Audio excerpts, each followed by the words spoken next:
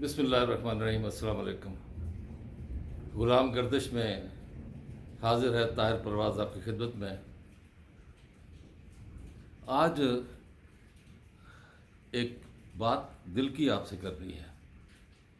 ہم جس عہد سے گزر رہے ہیں، ہم نے شاید اتنی سفاکیت کبھی نہیں دیکھی۔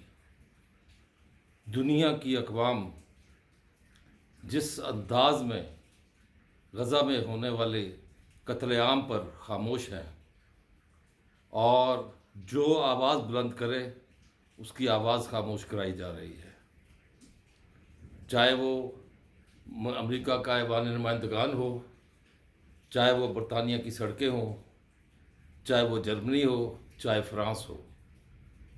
تو یہ حقیقت تو واضح ہو چکی ہے کہ مسلمانوں کے خلاف یہ تمام اقوام جو ہیں صف آرا ہیں، اور ہم نہ جانے کن وہموں، کن سرابوں، کن خوابوں میں کھوئے ہوئے ہیں۔ جنگ حماس اور مقبوضہ فلسطین میں موجود فوجیوں جو خود کو اسرائیلی کہتے ہیں ان کے درمیان ہے، اور غزہ کے لوگ نہتے جن کے پاس اب پتھر ہی رہ گئے ہیں، پہلے بھی پتھر تھے، اب تو ان کے گھر بھی پتھر ہو گئے ہیں، اور وہ لوگ یہ چیزیں اس انداز میں برداشت کر رہے ہیں کہ اپنے سامنے اپنے پیاروں کو مرتا ہوا دیکھ رہے ہیں۔ دنیا کے بڑے ایوانوں میں، برطانیہ کے پارلیمنٹ میں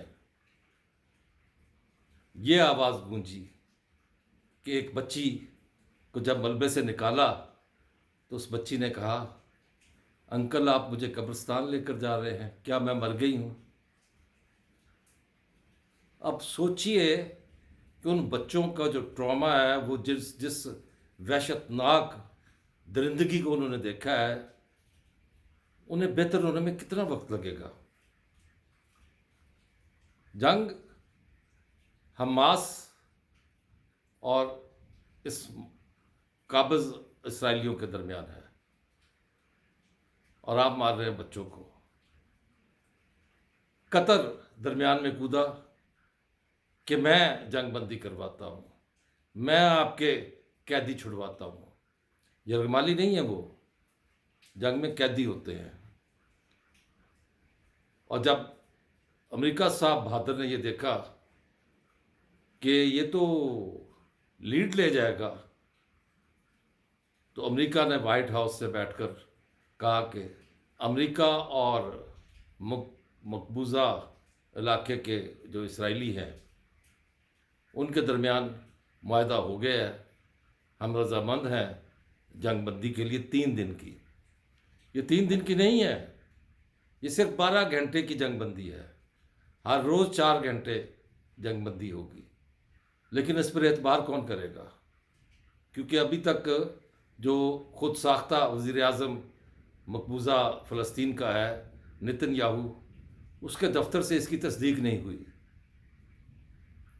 یعنی کہ جیسے پہلے کہا گیا کہ آپ شمال سے جنوب کی طرف چلے جائیں، جو قافلے گئے ان پر بمباری کر دی۔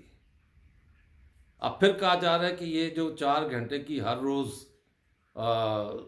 وقفہ ہوگا، جنگ بندی نہیں ہوگی، لیکن اس میں ہم فوجی کارروائی نہیں کریں گے۔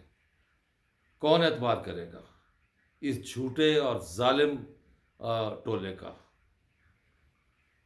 اور امریکہ تو 2 قدم اور آگے بڑھ گیا کہ پاسداران انقلاب کے جو گارڈ ہیں ایران کے، ہم ان کو نشانہ بنائیں گے۔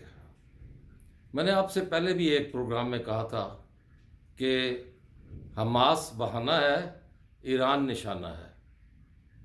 وہ ایران میں بڑی جنگ کھیلنا چاہتا ہے۔ وہ افغانستان سے رسوا ہو کر نکلا، وہ ویتنام سے رسوا ہو کر نکلا، وہ عراق سے رسوا ہو کر نکلا کہ وہاں پہ ویپن آف ماس ڈسٹرکشن ہے۔ یہ بہانے ڈھونڈتے ہیں اپنا اسلحہ بیچنے کے لیے، اپنا اسلحہ لوگوں کو دینے کے لیے۔ اچھا، اب ایک اور آپ لطف کی بات سنیے کہ جو یہ ٹونی بلنکن ہے ان کا وزیر خارجہ، وہ کہتا ہے کہ یہ جو آ، شمالی کوریا ہے اس نے روس کو ہتھیار کیوں دیے ہیں؟ بھائی تم اگر یوکرین کو ہتھیار دو گے تو دوسرے ملک کیوں نہ دیں؟ تم اگر اسرائیل کو ہتھیار دو گے تو آ، وہ لبنان کے لوگ کیوں نہ آگے آئیں؟ اب یہ وقت ہے مسلمانوں کو کہ یہ لفاظی کو چھوڑ دیں، عمل کی طرف آئیں، اور یہ دیکھیں کہ جس وقت ایران میں ایسا کچھ ہوا اس وقت ایران کا مددگار انڈیا نہیں ہوگا، اس وقت کون ہوگا؟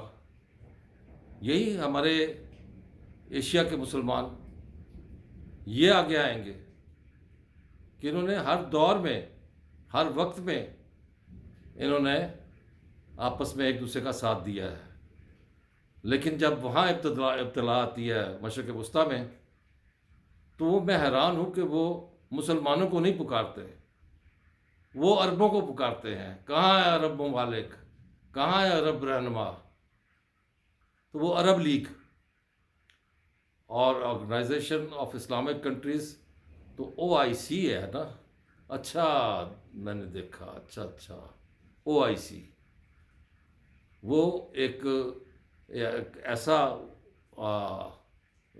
عضو ہے جو کسی کام کا نہیں، وہ نہ ہتھیار ہے، صرف قراردادیں منظور کر لیں، گپے مار لیں اور اٹھ کے آ جائے۔